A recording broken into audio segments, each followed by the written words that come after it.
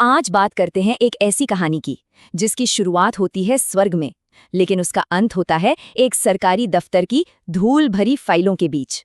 जी हाँ, ये कहानी है हरिशंकर परसाई की एक बहुत ही मशहूर व्यंग्य रचना भोला राम का जीव की।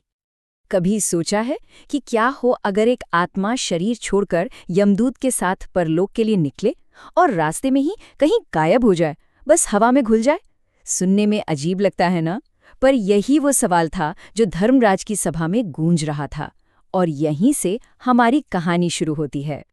तो चलिए आपको सीधा धर्मराज की उस सभा में ले चलते हैं, एक ऐसी जगह जहां पहली बार, जी हां पहली बार, ऐसा कुछ हुआ था जिसने पूरे ब्रह्मांड के हिसाब किताब के सिस्टम को आप कह सकते हैं हिलाकर रख दिया था। अब देखिए, धर्मराज वो तो लाखों सालों से लोगों के कर्मों का हिसाब किताब देख रहे थे, लेकिन ऐसा ऐसा पहले कभी नहीं हुआ था। उनके जो मेन अकाउंटेंट है चित्रगुप्त, वो बेचारे बार बार अपने रजिस्टर के पन्ने पलट रहे थे, पर कोई गलती पकड़ में ही नहीं आ रही थी।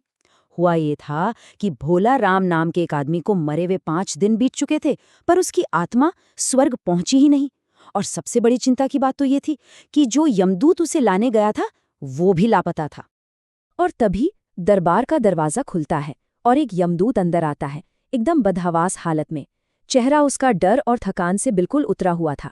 उसने हाथ जोड़कर बताया कि भोला राम की आत्मा ने उसे बीच रास्ते में ही चकमा दे दिया।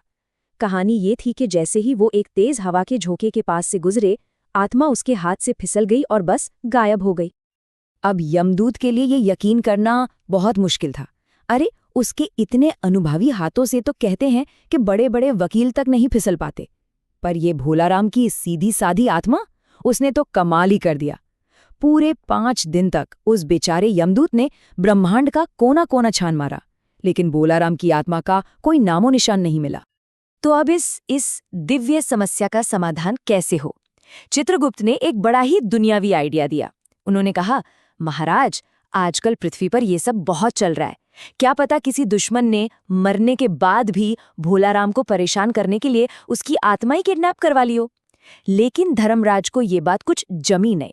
भोला राम एक बेचारा गरीब आदमी, अरे उसका दुश्मन भला कौन होगा और क्यों?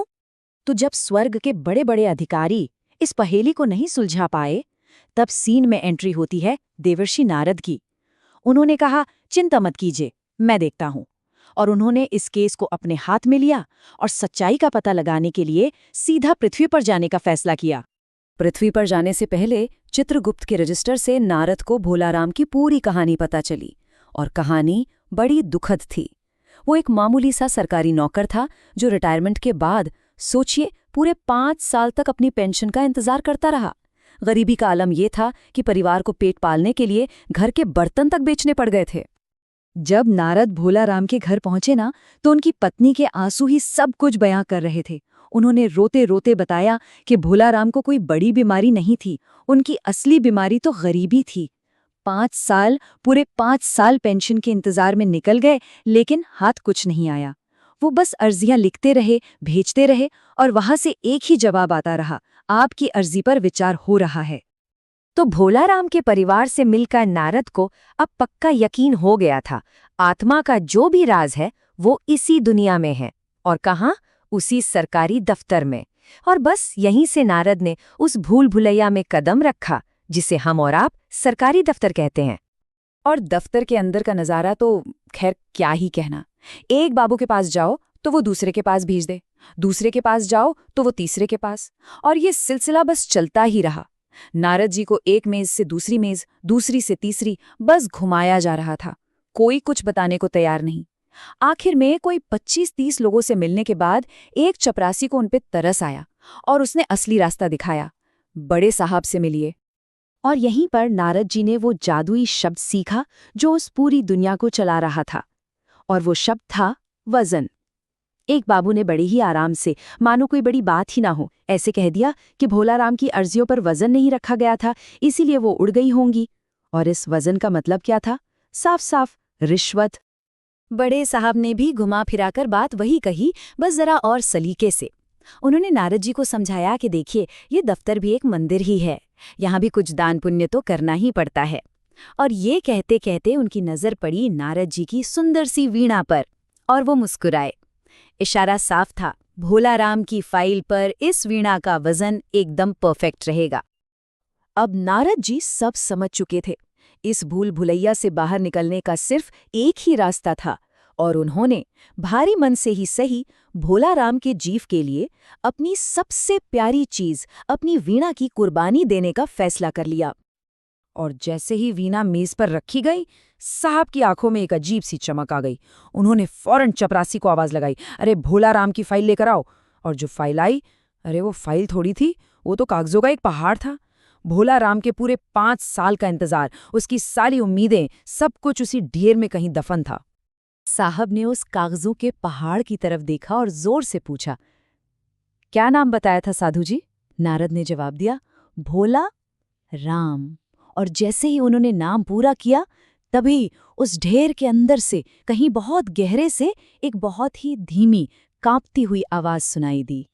एक पल के लिए पूरे कमरे में सन्नाटा छा गया। ये आवाज भोलाराम के जीव की थी।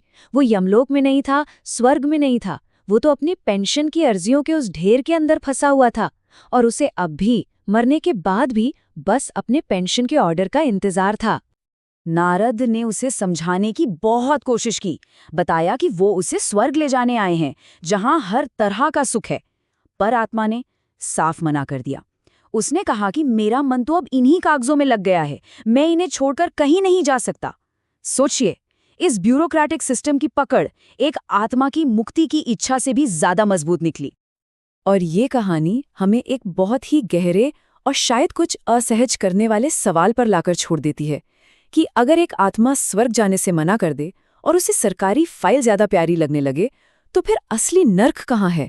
स्वर्ग और यमलोक में, या फिर उस सिस्टम में जो एक जीते जागते इंसान को कागज बना दे और एक आत्मा को फाइल में कैद कर ले? इस पर सोचना तो बनता है।